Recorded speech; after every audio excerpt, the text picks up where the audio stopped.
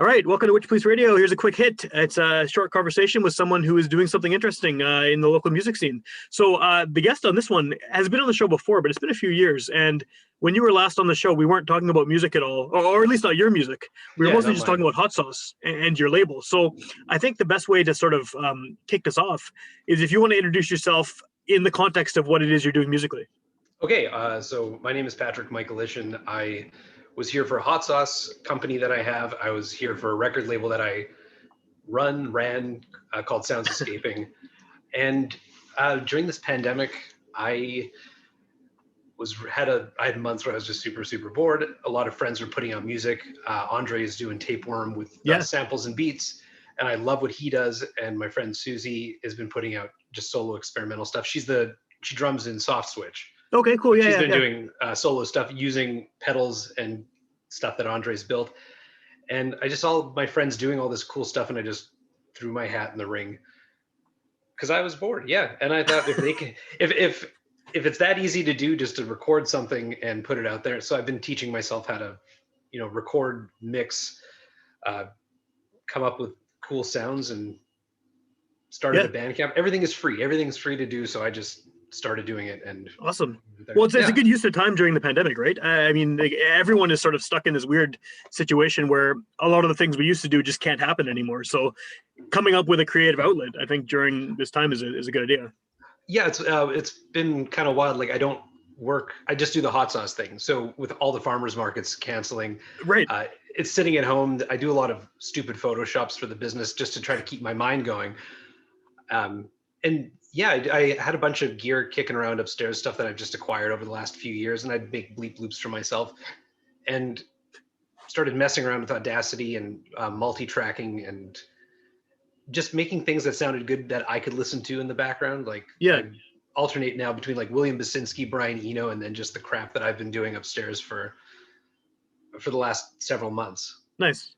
Yeah. Well, now the pandemic isn't over, and we have no idea when it's going to be over. But is this something that you are hoping to continue doing? Like, do you have the bug now, or are you fully into this music creation mode? Yeah, totally. I started dating my girlfriend about 6 months ago, and she moved in and had a completely different background, more like acoustic, maritime folk kind of thing. Right. But she saw all these toys and instruments upstairs and started recording herself and playing with the toys that I had and learning how to sequence and program a drum machine and things that I owned but never really taught myself how to do. So she kind of drove me to do that with what she's been doing on her own. And now that we're together, we record a bunch of stuff together. And then when she's off at work, I go upstairs by myself and just do things that I try to find cool things that I can maybe bring to the table with somebody who's actually musically inclined.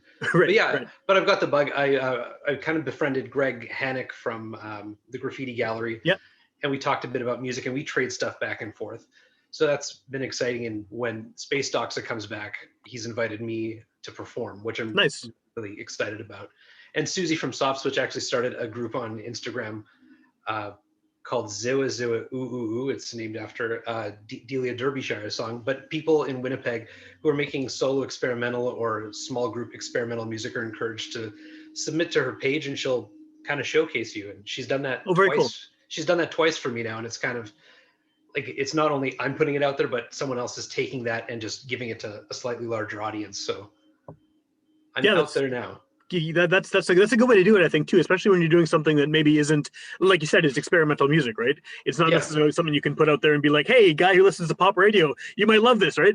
So I mean, it's cool that there's a community sort of for that kind of thing in the city. And I mean, I've had Greg on the show, a couple times. I've had Andre on. There's a lot of people doing this kind of stuff.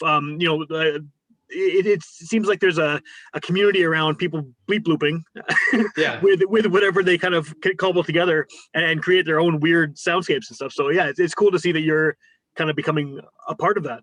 Yeah, it feels nice to be a part of this community that exists, but we're kind of lurking in the bushes. Yeah. Not really a part of a team, but then there's people who are saying, hey, you're doing what I'm doing. And it's just friendships and recognition and validation, which is important. As an artist now, to get. It's been fun. It's been really, really interesting.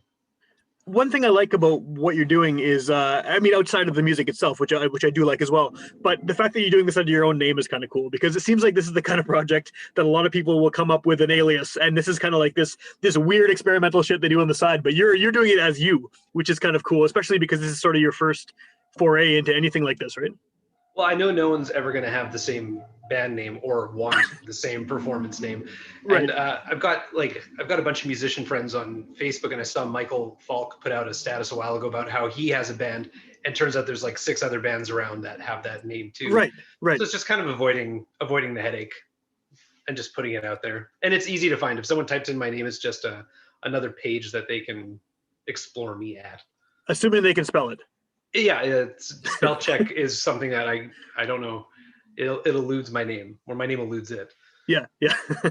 So what is your kind of plan for releasing these then? And I know you're doing the Bandcamp thing, like you said, you're giving them away free. Is that sort of the model for going forward, is to just kind of, when you make something, dump it on there? And there's like, I've probably got about 10 draft albums on Bandcamp that are just slowly filling up. I'm always mucking around with Photoshop and collaging, and sometimes I make fake album covers for projects that don't yet exist. So I throw that up there. I come up with some song titles that I think are cool.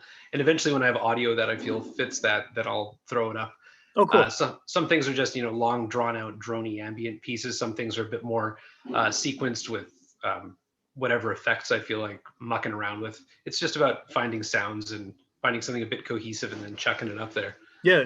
Yeah. Do you feel that over the course of this pandemic and this time you've been working on it, that you have like a better grasp, I guess, on what your sound is becoming, or what you kind of feel like your sound is, or is it still you're making it up as you go along? Totally making it up as I go along. If I hook up a bunch of stuff and it comes out sounding like rhythmic vomit, then that's kind of the direction I'm going to go in with that piece. Right. And then if I make something that's like ambient and stretched out, then it's going to go in that direction. And I've shared my stuff with a lot of friends on Facebook, and they say, "Oh, this is something different for you." And for me, it's just experimentation and having fun. If it sounds good, then it's great. And if it sounds terrible, then I just delete the whole project and start from scratch. Well, that's the benefit of being a solo artist too, right? Is that you're in control of what you put up there and what you put out there. How much of it is improvised? All of it starts off improvised. I'm just turning, delays with drum machines and filters and running effects. And then once I find something that's kind of cool, I figure out how I can replicate it and sometimes record it, sample it, or just be able to recall it quickly and kind of turn it into a pattern. Not so much a song, but just like something that sounds kind of pleasant. And there's things that I know how I can go back to. Like if I needed to recreate it for like a Space Doxa show, I know how I can play the hits again. But yeah, for the most part, it's just improvise. And once it's actually finished and I turn off all the power, then what's recorded is the document, and then that's it. Right. Yeah. So as far as, the potential for doing this live, is this all stuff that you can do live on your own, or would it have to be drastically reworked? No, it's when I sit there, I hit record, I play, and if I screw up, I stop it, delete it, and start from scratch. So I could just set it up and kind of go, and it's kind of I feel like it would be, if I did perform live, like a post-rocky thing where you kind of have your soundscapes and then the songs kind of pop their heads above the surface. Yeah. Or like the theme will pop its head above and then just go back down into a miasma of sound, and then something else will pop up. So that's how I feel I could probably do it. As long as I can do it kind of in darkness or behind a partition, I think I'd be great. Is that just out of stage fright or something? Like what was the reason? Oh, totally. Yeah. Totally. It's I feel like if everyone's watching me, then on one hand the pressure's on, so I have to perform and I have to perform well. But if I didn't see that and I was just up in my room upstairs, and well, it's like doing the radio show or the podcast. You don't see the audience, so you can say and do whatever you want. You can be comfortable, but as soon as you have those eyes on you, it's a different vibe for sure. It's a different vibe. Yeah. Yeah, I think it's kind of interesting too that you're doing instrumental music. I mean, that's experimental, and you're concerned about maybe playing something wrong. I don't think people are going to notice. I mean, I think that you have the benefit of being able to do whatever the hell you want on stage, whether you're behind a curtain or not, and people will be just kind of go with it, especially at a thing like Space Doxa, right? If you're playing that kind of show, like I think people are accustomed to, in that community, my understanding anyway, to just weird shit. And so I don't think that there's a possibility to play a weird thing, but then if I have like a loop or a rhythm or like something motoric going on, and then there's that slight misstep, I know that that's the human imperfection, but I hear it and I'm like, but if I could only go back, and then, but yeah, like I know that no one else will care. I know that it's there, so that's gonna just kind of bother me. It's like the telltale heart. I know that it's buried under the floor, but yeah, no one else has to know, but it's just my internal struggle. Totally. I think it happens with everyone. I've played in bands where like I thought the show was horrible and people afterwards were like, oh man, that was so great. And it's like, what are you talking about? I was out of tune the entire show. How did you not notice? Right. But yeah, they dig it if they dig it regardless. So yeah, you're covered there, I think. So Bandcamp is the spot right now to find this music. Yeah. What's the link? Where can people actually track you down to Bandcamp? My gosh.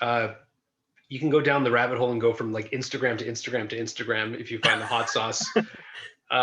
But yeah, Patrick Michalishyn. You can go to ckuw.ca and just copy and paste the name, or you can copy and paste it off of Witchpolice. Right. And the link will be in the show notes here too. Yeah. And the link will be in the show notes too. And then it's just stuff that I put up there that I do solo, stuff that I do with my partner. Okay.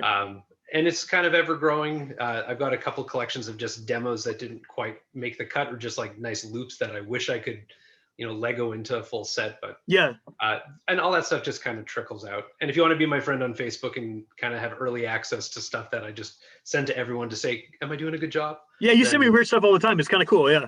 I appreciate that you actually listen to it and and care. It means so much. Right on.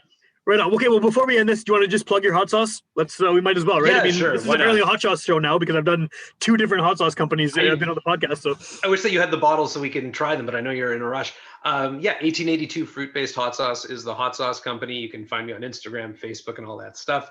And then patrickmichalishyn.bandcamp.com if you want to listen to the crap that I make in the room upstairs. Awesome. Yep. Thank you. Thank you.